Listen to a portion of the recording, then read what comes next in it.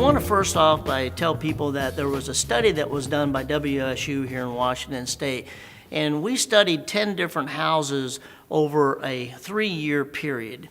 And the purpose of that study was to basically determine where does our indoor air come from. Okay, where is what we call our makeup air? When we push air out of the house, that's called exfiltration. So exfiltration actually equals infiltration. You can't push a certain amount out without bringing a certain amount in, or theoretically the house would implode. Through that study, that was also part of the energy code to learn how we do other aspects in our house to keep all this, what I'm going to refer to as bad air. It was determined that actually over 40% of our makeup air that comes into the house comes from a crawl space.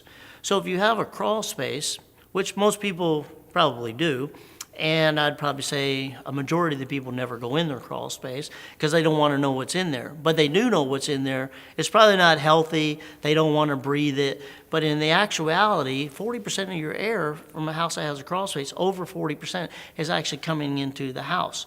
Now, as an example of that, air being a convector, air carries with it dirt, pollen, moisture, everything again is carried on convective currents. Houses that weren't built prior to the energy code changes, we see a lot of areas within a house that, for example, if you have a carpet that goes around the baseboards and you see the staining that's on that carpet, a lot of people think, well, that's from the interior of the house and you can never get your vacuum cleaner close enough to that wall line to clean the carpets. Well, it has nothing to do with your interior of the house. Basically, that is infiltrated air that's come into the house.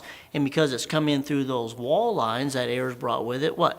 Dirt, pollen, moisture, permanently stains those areas around the house. And because of that staining, a good carpet company will tell you, I can't get that stain out. It just is what it is. So they're predicated the fact of bringing on sealing and caulking and weatherization of those types of things. So the majority of our air, basically over 40%, comes from a house with crawl spaces, comes from your crawl spaces.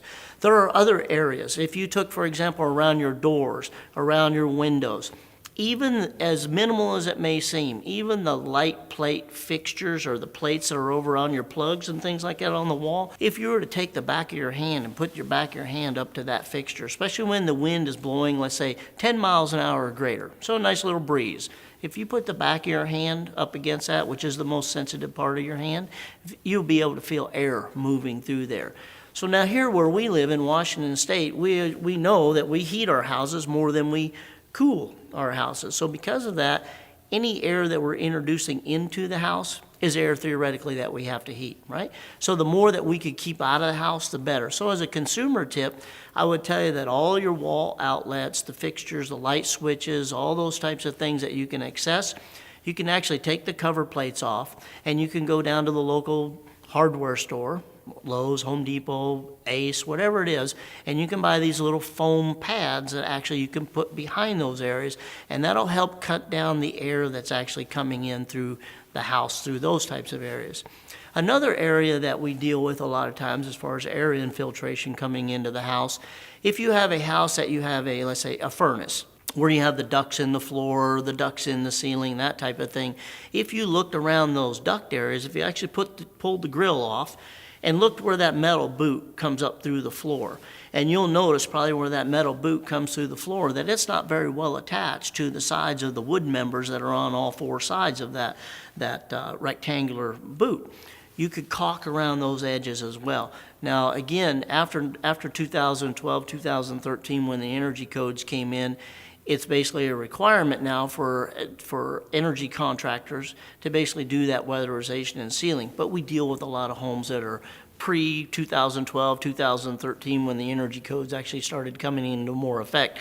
So because of that, we're dealing with areas that actually need to be sealed. So I would encourage people to look at those areas, look at the wall outlets to put the cover plates behind there, also to look at the floor vents, the ceiling vents, places where that rectangular boot comes up, look around the metal edges where it's secured to the floor, seal those areas, caulk those areas, and you're going to want to use a good caulk. You don't want to use a latex-based caulk. Latex is a water-based caulk. It will separate over time. You want to use a silicone type of base caulk because it has petroleum in it and it will adhere to the surfaces that you're trying to bond it to, thereby creating a greater seal.